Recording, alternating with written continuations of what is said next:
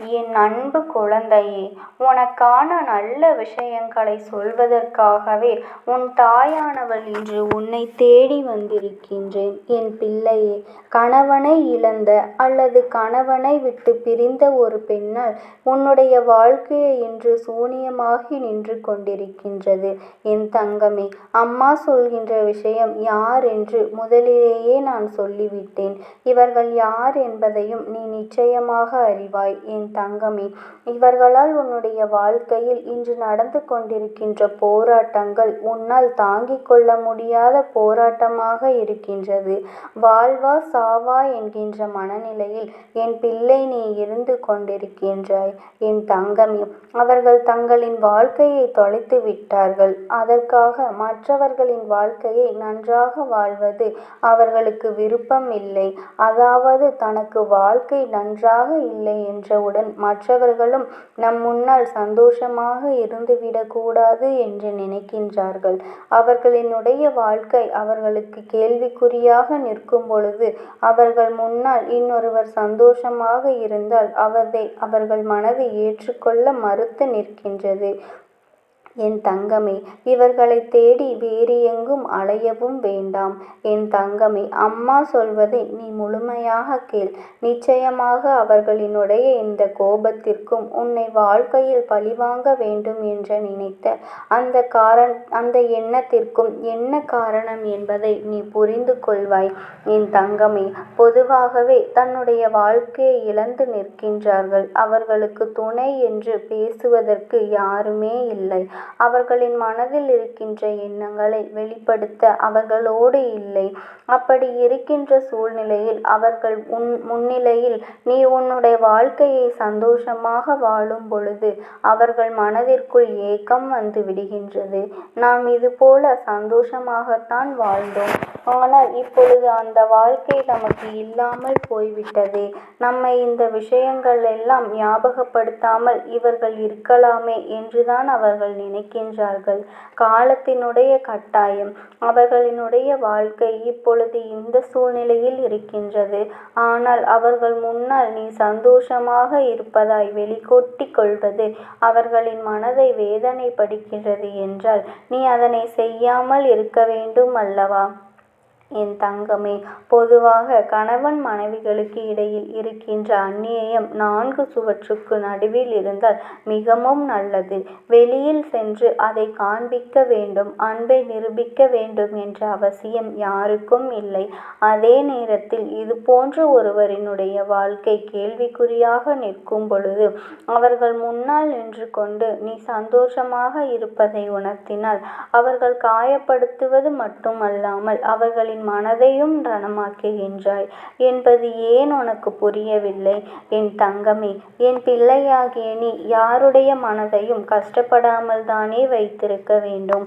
இன்னொரு விஷயத்தில் பார்த்தால் அவர்கள் நினைக்கலாம், நம் வாழ்க்கைதான் இப்படி ஆகிவிட்டது, அவர்களாக சந்தோஷமாக இருக்கட்டும் என்று பெருந்தன்மையோடு அவர்கள் நினைக்கலாம்.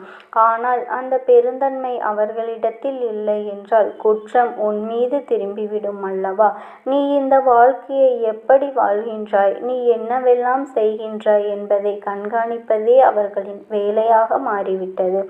அது மட்டுமல்லாமல் எங்கு செல்கின்றாய், என்னவென்றாம் செய்கின்றாய் என்று எப்பொழுதும் உன்னை பற்றியே நீ என்ன செய்கின்றாய் என்பதை கண்டுபிடித்து மற்றவர்களிடம் சொல்லி உனக்கு ஆணையச்சுகளையும் பேச்சுகளையும் வாங்கி தருவதிலேயே அவர்களின் நேரத்தை பெரிதாக செலவிட்டு வருகின்றார்கள்.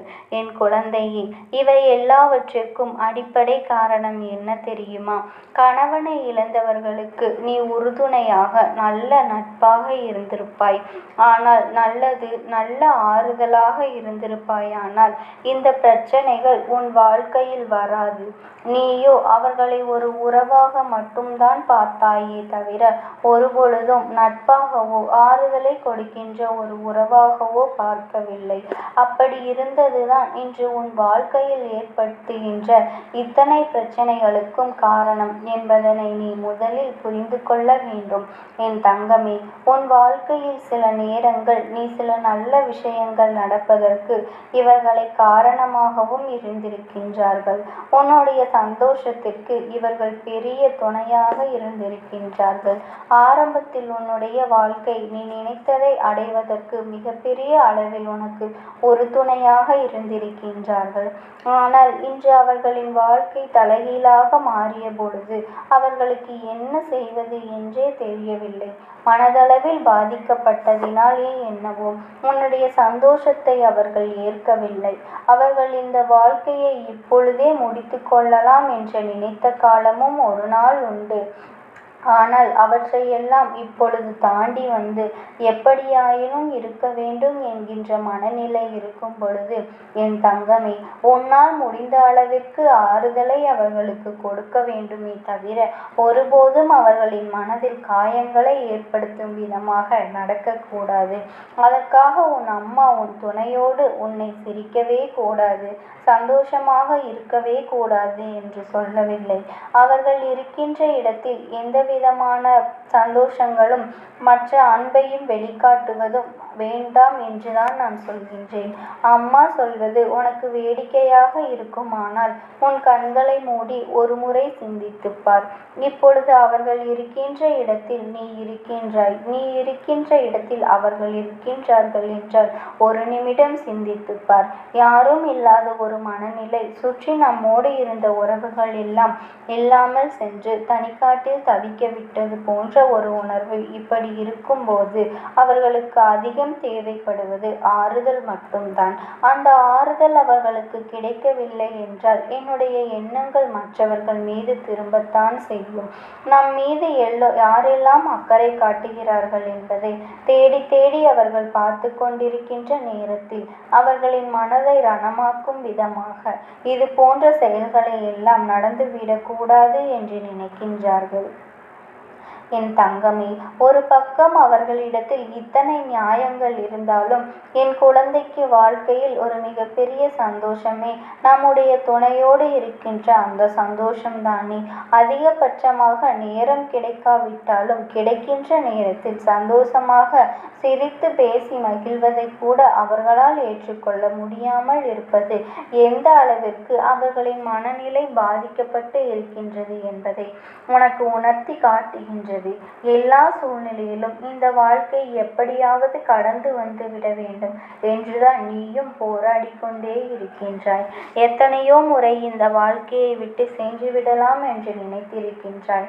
அவர்களின் வாழ்க்கை இப்படி ஆகிவிட்டது என்பதற்காக நம்முடைய வாழ்க்கையும் இப்படி நாம் தொலைத்து விட வேண்டும் என்றல்லவா அவர்கள் நினைத்து கொண்டிருக்கிறார்கள் என்று என் பிள்ளை நீ வேதனைப்படுகின்றாய்.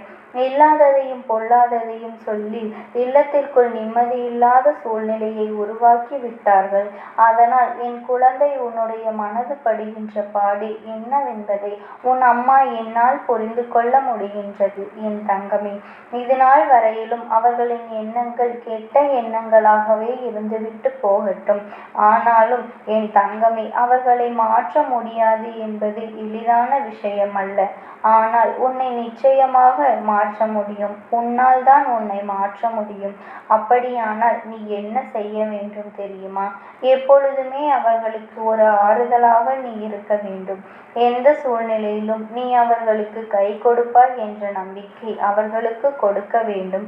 அப்படி அந்த நம்பிக்கையை நீ கொடுக்கும் பொழுது அவர்கள் வாழ்க்கை இனிமேல் எந்த சூழ்நிலையிலும் துணை இல்லை என்ற ஏக்கமே அவர்களுக்குள் வராமல் மாறிவிடும்.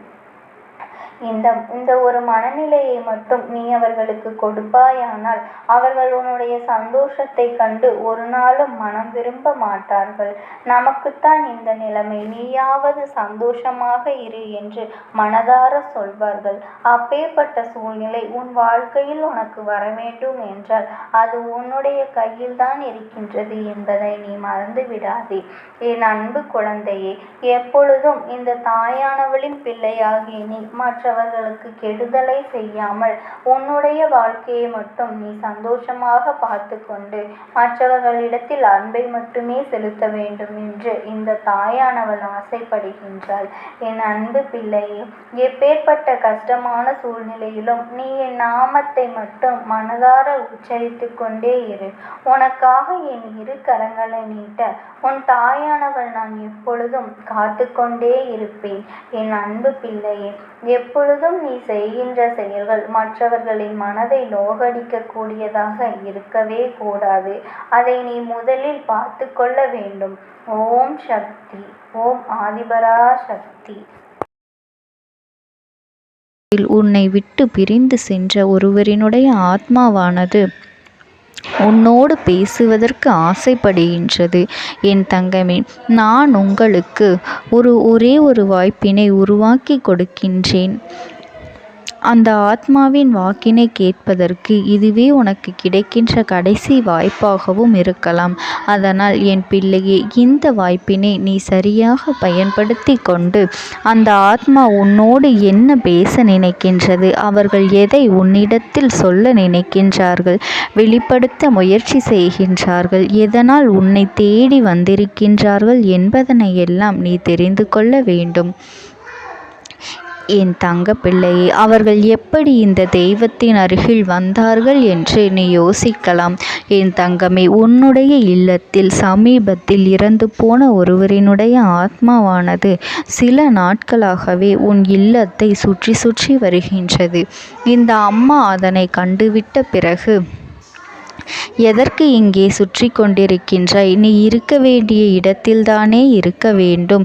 என் பிள்ளையின் வீட்டில் உனக்கு என்ன வேலை என்று கேட்ட பொழுதுதான் அந்த ஆத்மா என்னிடத்தில் சொன்ன விஷயம், எனக்கும் என்னிடத்தில் இருக்க வேண்டும் என்றுதான் ஆசையாக இருக்கின்றது.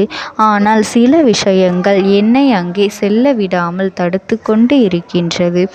எனக்கு என்னுடைய குடும்பத்தில் இருக்கின்றவர்களிடம் பேசியாக வேண்டும். என் மனதில் தோன்றுகின்ற சில விஷயங்களை அவர்களிடத்தில் சொல்லிவிட்டால் நான் மனநிறைவோடு இங்கிருந்து சென்று விடுவேன்.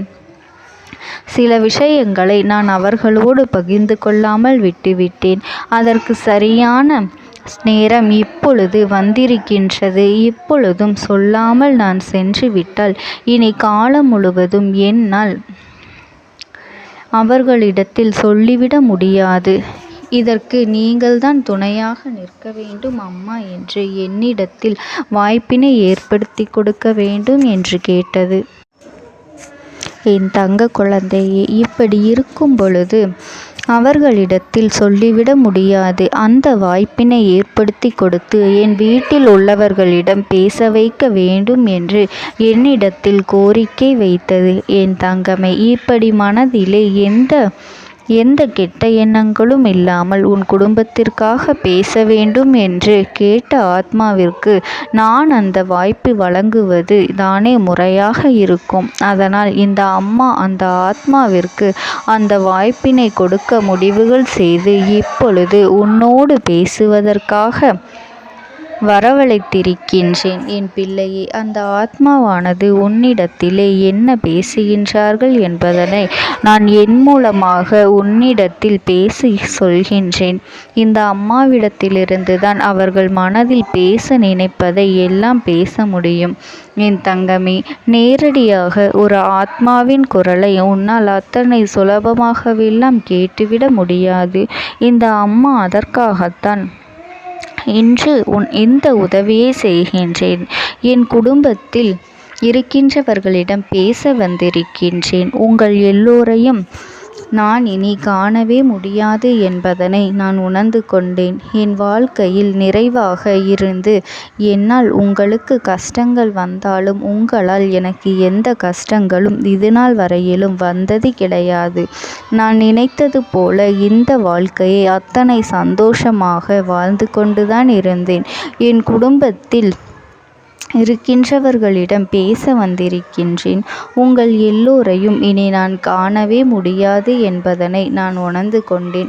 உங்களோடு இருந்த இந்த காலகட்டம் குறைவாக இருந்தாலும் எனக்கு கிடைத்த சந்தோஷங்களும் மகிழ்ச்சியும் ஏராளமாக இருந்தது. அதனால் எனக்கு எந்த ஒரு கவலையும் இதுவரையில் இருந்ததே கிடையாது. நான் நினைத்தது போல இந்த வாழ்க்கையை நான் சந்தோஷமாகத்தான் வாழ்ந்து கொண்டு இருந்தேன். ஆனால் இவ்வளவு காலம் எனக்கு சீக்கிரமாக என்னுடைய ஆயுள் முடிந்துவிடும் என்று எனக்கு முன்பே தெரியாது. அது தெரிந்திருந்தால் நிச்சயமாக என் மனதில் இருக்கின்ற அத்தனை விஷயங்களையும் நான் உங்களிடத்தில் சொல்லியிருப்பேன்.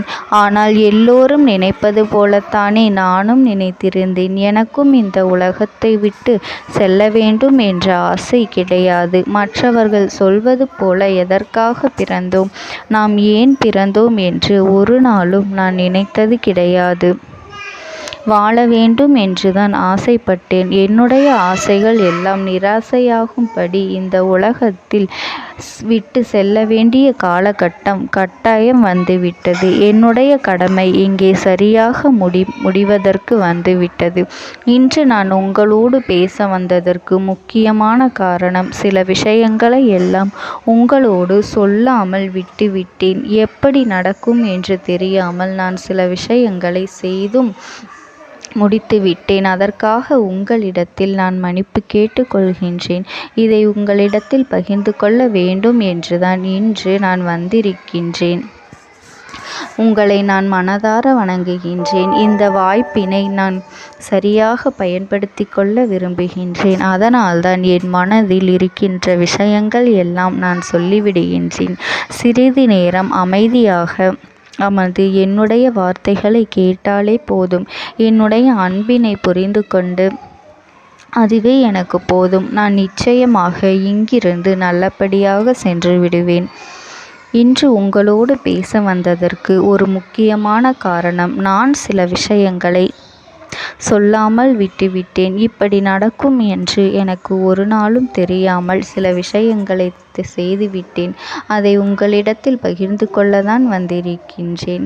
என் மனதில் நினைக்கின்ற விஷயம் என்ன தெரியுமா? நான் உங்களை நன்றாக பார்த்து கொள்ள வேண்டும்.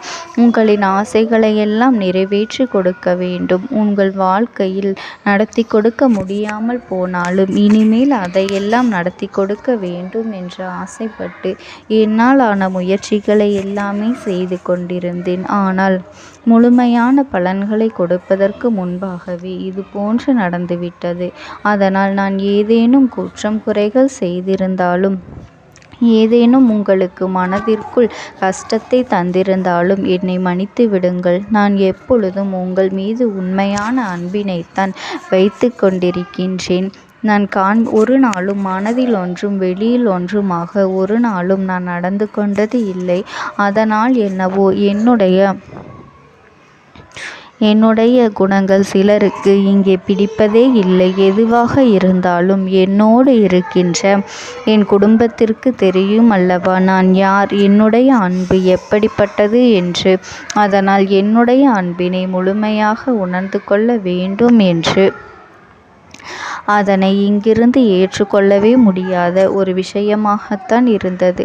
நானும் அங்கும் ஓடி ஓடி மீண்டும் என்னுடைய உயிரை மீட்டெடுத்து விடலாம் என்றுதான் முயற்சி செய்தேன்.